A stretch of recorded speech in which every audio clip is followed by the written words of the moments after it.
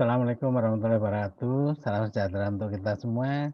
Bertemu kembali kita diskusi tentang ekonomi mikro. Pada bahasan kali ini kita akan mengambil topik tentang permintaan pasar. Baik, saya akan share permintaan pasar. Ya, seandainya bisa menjelang tahun baru atau lebaran gitu, ya, kalau saudara ditanya berapa nanti jumlah baju yang akan dibeli? Berapa jumlah baju yang akan dibeli? Ya jawabannya mungkin ya tergantung, ya tergantung, depend on, ya banyak hal, pertimbangannya ada banyak. Ya. Pertama barangkali ya ditanya, ya kalau mau beli baju beli baju berapa? Ya harganya berapa dulu harga baju itu. Harga baju yang pertama tergantung harganya. Kalau kita ke toko baju atau mall, mau beli baju, biasanya yang dilihat kan labelnya, berapa harganya. Selain harga, barangkali yang ditanya pertimbangannya adalah model, warna kesukaan, selera, taste, ya. Jadi selain harga, lalu modelnya, apa termasuk model, warna dan lain-lain, itu namanya selera, taste. Tidak cukup hanya di situ, ya. Isi dompetnya berapa? Dalam hal ini namanya disposable income atau income yang bisa dibelanjakan. Ya, jadi mau beli baju tergantung banyak hal ternyata. Setelah harga cocok, model cocok, isi dompet cocok, ternyata ada diskon sepatu. Nggak jadi beli baju tapi beli sepatu atau celana gitu. Ya, namanya tergantung pula harga barang lain, price related. Harga barang yang terkait. Bisa barang komplementer, bisa juga barang substitusi. Baik, selain itu, wah ada iklan, ada macam-macam gitu ya, dan lain-lain, masih banyak. Ya, nggak perlu disebut satu persatu, masih banyak. Jadi ternyata untuk membeli baju itu tergantung banyak hal, banyak faktor. Baik, kita kembali dengan namanya hukum permintaan, teori permintaan. Ya, yaitu hubungan terbalik, inverse, ya, antara harga suatu barang dan jumlah barang yang diminta per periode waktu tertentu dengan asumsi faktor-faktor penentu selain permintaan, penentu lain yang lain, ya selain jadi kan ini ada harga, ada jumlah baju dan harga baju. Ya, faktor-faktor selain harga tadi, ya tadi ya dia ada model, ya selera, income, harga barang terkait, iklan, dan lain-lain itu dianggap konstan atau tidak berubah. Dalam ekonomi disebut namanya ceteris paribus. Baik, kalau digambarkan dalam kurva, ini ya kurvanya. Ini permintaannya ya, ini kurvanya. Sumbu menatarnya Q, sumbu tegaknya P, ini demand-nya. Ini demand. Jadi demand tergantung depend on harga sekarang. Kenapa? Kan harga tadi ya faktor lainnya ada diasumsikan faktor-faktor selain harga adalah konstan. Selain harga konstan. Nah, gambarnya decline ini turun dari kiri ke kanan turun. Turun itu derivasi turunan dari Q terhadap P itu negatif, itu turun gambarnya demand. Ya, ini gambar demand. Baik. Ya, sekarang misalnya pada harga P1 jumlah barang yang diminta adalah Q1. Kalau harganya turun menjadi P2, jumlah yang diminta menjadi bertambah. Jadi Q2. Ini namanya disebut hubungan terbalik. Kalau P-nya turun, Q-nya meningkat. Kalau P-nya naik, Q-nya berkurang. Namanya hubungan terbalik. Baik. Nah, sebelum ke permintaan pasar, karena pasar itu kumpulan dari individu pembeli. Individu-individu kita bangun dulu pemahaman tentang permintaan individu. Ya, tadi disebutkan kalau berapa jumlah baju yang Anda akan beli, tergantung banyak faktor. Faktor pertama namanya harga, jumlah baju atau jumlah komoditas, jumlah barang X yang diminta per periode waktu tertentu. Ya, pertama dipengaruhi oleh namanya harga barang, harga baju. Kalau X-nya berupa apa namanya baju. Tergantung income-nya, tergantung harga barang lain, tergantung selera, tergantung iklan dan lain-lain ya. Oke, dan lain-lain. Oke. Bagaimana menggambarkan permintaan pasar, gitu ya? Permintaan pasar itu mengasumsikan bahwa misalnya ya untuk memudahkan. Misalnya ada dua barang, barang X dan barang Y dan dua individu. Mengapa kok cuma dua? Supaya memudahkan saja menggambarkannya ya. Permintaan barang X, katakanlah baju tadi, untuk orang pertama, karena ada dua individu ya, dua orang ya. Orang pertama adalah jumlah baju yang mau dibeli, jumlah komoditas X yang mau dibeli, tergantung pada ya, harga barang itu, harga barang lain, dan income. Dan lain-lain sebetulnya, masih banyak. Terus permintaan barang untuk orang kedua adalah ini D2 itu demand yang kedua. Tergantung pada sama ya. Ini tergantung income individu kedua. Kedua individu diasumsikan bertemu ya, ini pergi ke pasar. Dua orang ini pergi ke pasar. Ya, di pasar menemui pedagang yang harganya semua sama. Jadi enggak ada perbedaan harga. Ya. Semua pembeli diberi harga yang sama. Oke. Setiap pembeli namanya disebut sebagai price taker. Dia hanya menerima harga, bukan menentukan harga. Bukan sebagai price maker. Jadi dia hanya pembeli itu hanya bertindak sebagai price taker. Ya. Masing-masing permintaan individu tergantung pada income-nya, gitu ya, income-nya.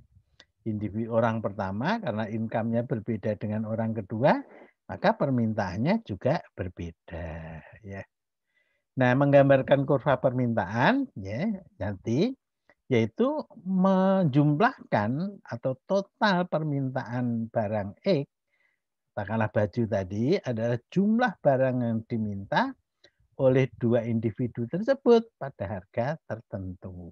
Ya. Jadi misalnya ya, ini jadi totalnya itu adalah demand orang pertama ditambah demand orang kedua. Ya, ini totalnya ya, totalnya. Baik, jadi diistilahkan kalau menggambar kurva namanya disebut penjumlahan horizontal dari permintaan individu menjadi permintaan pasar. Misalnya tadi ada dua orang ya. Kurva permintaan orang pertama seperti ini. Menggambarkannya kalau harganya 30 dia mampunya beli 5 cuman. Kalau 20 yang dibeli 12. Kalau harganya 10 yang dibeli 25. Ini orang pertama. Karena income-nya yang dia punyai sehingga punya permintaan seperti ini. Individu kedua seperti ini. Kalau harganya 30 dia nggak mampu beli sebanyak 5 seperti orang yang pertama, tapi belinya cuma 3. Harganya 20 yang dibeli 7. Kalau 10 dia beli 15. Kenapa lebih sedikit dari orang pertama? Bisa jadi karena anggarannya atau uang yang dipunyai untuk belanja lebih sedikit daripada orang yang pertama dan kedua. Bagaimana menggambarkan permintaan pasarnya gitu ya. Ini permintaan pasar. Jadi mendatarnya Q totalnya ya. Total Q yang ke atasnya harga yang sama. Ya. Untuk harga 30, harga 30 ya. Ini pada harga 30 orang pertama membeli 5, orang kedua membeli 3. Maka di pasar yang dibeli ada 8. 5 tambah 3. 8. Oke. Saat harganya 20 ya. Orang pertama beli 12, orang kedua beli 7. Jadi di pasar yang diperjualbelikan ada 19. 12 tambah 7. Ya, 12 tambah 7. Sekarang kalau harganya 10, ini harganya 10 ya. Orang pertama beli 25, orang kedua beli 15, jadi jumlahnya 40. Ya, jumlahnya ini ya, 40. Nah, titik-titik ini dihubungkan namanya disebut demand pasar. Ya, permintaan pasar. Market demand atau permintaan. Jadi penjumlahan secara horizontal pada harga yang sama, Q-nya dijumlahkan. Baik, ya. Tadi kurva misalnya kurva permintaan pasar ada tiga orang, masing-masing semuanya sama permintaannya, 50 dikurangi 25P. Maka di pasar ya tambah apa? Di pasar permintaannya adalah permintaan orang pertama tambah permintaan orang kedua tambah permintaan orang ketiga. Permintaan orang ketiga karena kebetulan sama semua, maka ini nilainya adalah di pasar ada 3 orang, 3 kali 50, 150. Ya. 3 kali min 25 jadi minus 75P. Jadi ini permintaan pasar. Gambarkannya bagaimana? Menggambarkannya ya. Lihat ya. Jadi ini gambarkannya. Jadi sumbu mendatarnya Q ya. Sumbu ketegaknya P. Kalau P-nya 0, ini P-nya 0, P 0, P 0. Q-nya 150, Q 150. Kalau P-nya apa? Q-nya 0 berarti P-nya 150 bagi 75 2. Jadi kalau Q-nya 0, P-nya 2. 2 ini dihubungkan kasih nama ya. Ini demand. Oke, kalau P-nya 1 berapa P1? 150 kurangi 75 kali 1 dapat 75. Baik, ini kita ini permintaan individu, ini pertama. Yang kedua ini ya, ini yang permintaan pertama Q sama dengan 20 dikurangi 2P. Atau P sama dengan 10 dikurangi setengah Q ya. 2P sama dengan Q apa? 20 dikurangi Q berarti P-nya ada 10 dibagi 2 ya. 20 bagi 2 10. 1 bagi 2 setengah. Ya, setengah Q P1. Ini kalau digambar ya. Saat apa? P-nya Q-nya 0, ini Q-nya 0 ya. Q-nya 0 nih 10 kurangi 0, 0 10 ya. Kalau Q-nya 0, P-nya 10. Sekarang kalau dibalik, kalau P-nya 0, ini P-nya 0 ya, berarti 20 kurangi 0. 20. Dua titik ini dihubungkan. Ya, namanya demand orang yang pertama. Oke, demand orang yang pertama ya. Sekarang orang kedua. Ini orang kedua. Adalah 40 Q sama dengan 40 kurangi 5P. Ya, kenapa berbeda dengan orang pertama? Ya karena kemampuan atau daya belinya berbeda, seleranya berbeda, ya. Income-nya berbeda, selera berbeda, gitu ya. Baik, kalau dinyatakan dalam fungsi inversnya, P sama dengan ya, 40 bagi 5, 8. Ini 1 bagi 5, 0,2. Bagaimana menggambarkan kurvanya? Kita lihat ya. Kalau P-nya 0, ini P-nya 0 ya. Berarti Q-nya 40. 40 ya. P-nya 0, sorry. Kalau Q-nya 0, Q-nya 0, P-nya 8. Kalau P-nya 0, Q-nya 40. Ini 40 ya. Ya, 20 di tengah, 40 di kanannya. 8 dan 40 dihubungkan. Namanya demand orang kedua. Sekarang bagaimana menggambarkan permintaan pasarnya? Kita perhatikan kurva ini ya. Ya. Sekarang pada saat harganya lebih dari 8, ya ini di atas 8 nih, ini di atas 8 nih. Orang kedua nggak mampu beli. Ya, kalau harga 8 0, di 8 ke atas dia nggak mau beli, nggak bersedia beli. Yang beli hanya orang kedua saja. Ya, kalau harganya 8 dia belinya, ya kalau 8 hanya individu satu yang akan membeli kalau harganya 8. Kalau harganya 8 hanya individu pertama yang beli. Ya, karena kalau yang individu kedua kalau harganya 8 ya 40 kurangi 5 kali 8 0 dia nggak beli. Orang pertama berapa pembeliannya kalau harganya 8? 20 kurangi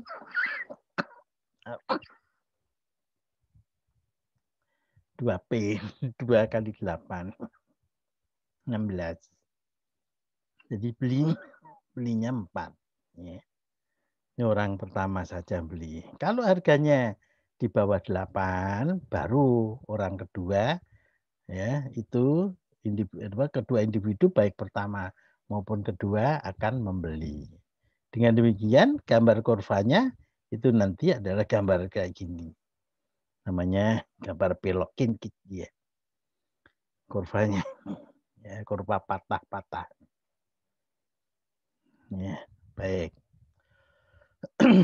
Apa yang terjadi kalau faktor-faktor selain harga itu yang berubah? Ya, itu nanti disebut namanya pergeseran, baik ya. Jadi permintaan pasar disusun dengan asumsi ceteris paribus. Terus akhirnya terhubung antara QX dan PX. Permintaan pasar. Kalau yang terjadi perubahan PX, maka ya sedangkan yang lain-lain tetap ya namanya disebut pergerakan sepanjang kurva permintaan. Atau disebut istilahnya ada yang menerjemahkan moving dengan pergerakan di perubahan barang yang diminta akibat perubahan harga. Namanya disebut moving. Kalau yang berubah itu selain X, ya, selain harga X maksudnya, maka akan menyebabkan pergeseran atau shifting kurva permintaan ke posisi yang baru. Bisa ke kanan, bisa ke kiri. Jadi sekali lagi, kalau yang berubah harga barang itu sendiri, on price namanya, akan terjadi pergerakan sepanjang kurva permintaan. Kalau yang terjadi perubahan itu selain harga X, maka QX-nya akan terjadi pergeseran. Kurvanya bergeser ke kanan atau ke kiri. Ya. Oke, misalnya sebagai ilustrasi, permintaan individu atau orang pertama itu seperti ini. Ya, terhadap buah jeruk. Ya, orang pertama, jumlah jeruk yang dibeli itu adalah 10 dikurangi 2PX ditambah 0,1 I1 pendapatan orang pertama tambah 0,5 PY. PY itu harga selain jeruk, misalnya semangka gitu ya misalnya. Oke. Permintaan individu kedua terhadap buah jeruk adalah seperti ini. Gitu ya. Oke, permintaan jeruk ya. Maka permintaan di pasar karena ada dua individu, permintaan di pasarnya adalah X1 tambah X2. 10 tambah 17. Min 2 PX tambah 10 tambah 17 27 ya.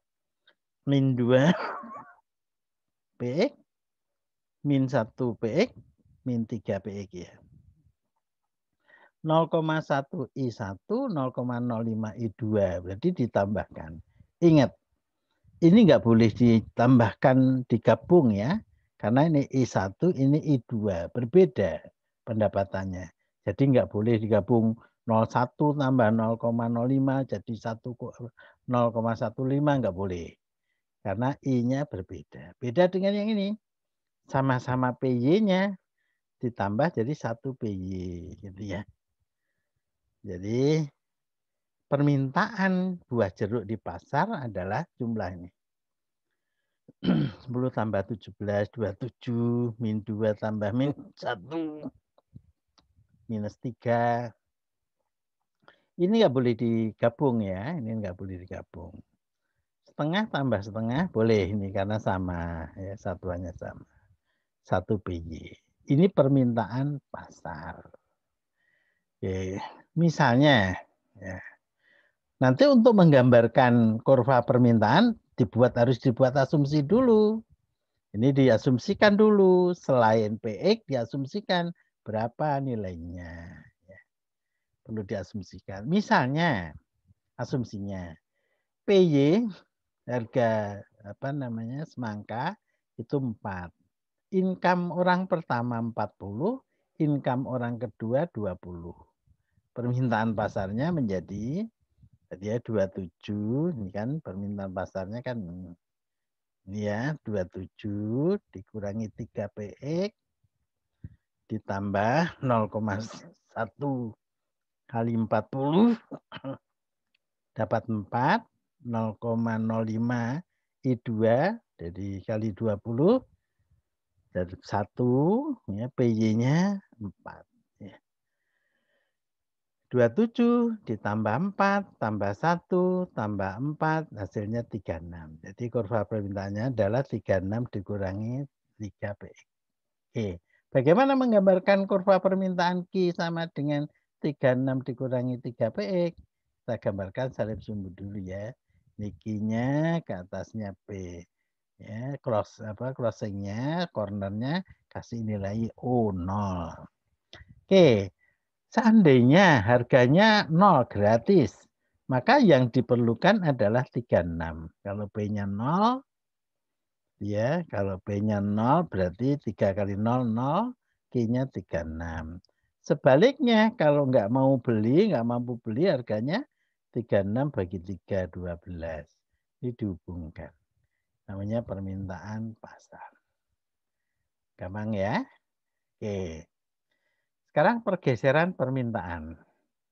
Oke, tadi saya tulis lagi, kita tulis lagi ya ini permintaan individu, 2 individu di pasar ya. Seandainya PY naik tadinya 4 menjadi 6. PY-nya naik ya. Jadi PY naik dari 4 menjadi 6. Bagaimana kurva permintaannya? Kita lihat ya.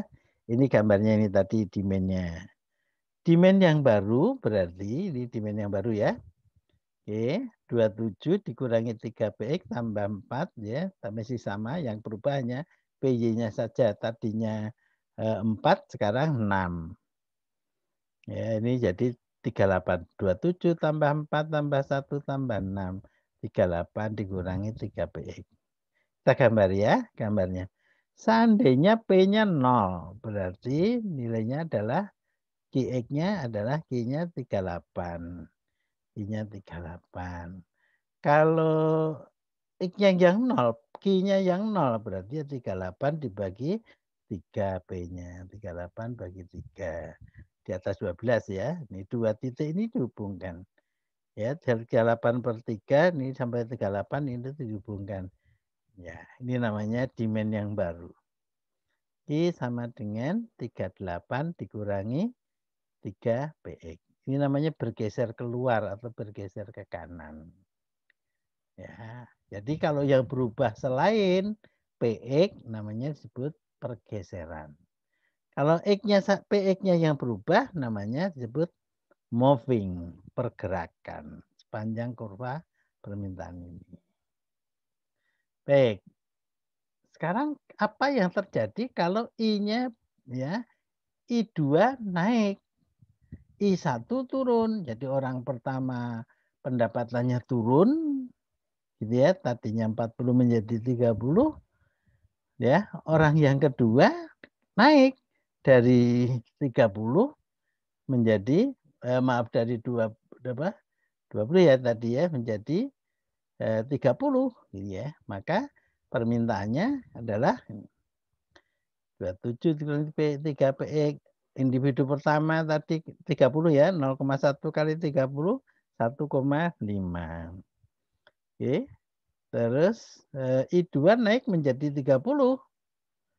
Tadi ya, 30 0,05 kali 30 Kali 30 0,55 1,5 tambah 4 PY-nya 4. Saya tulis paribus ya, yang berubah I-nya saja. Oke. Maka kurva permintaannya menjadi ini. Sekarang kalau P-nya 0 berarti Q-nya 35,5. Ya, 35,5 itu di bawah sebelah kirinya 36. Sekarang kalau Q-nya 0 berarti Q-nya 0, P-nya 35,5 dibagi 3. 35,5 dibagi 3 itu di bawah 12. Dua titik ini dihubungkan, ya, namanya disebut demand yang baru.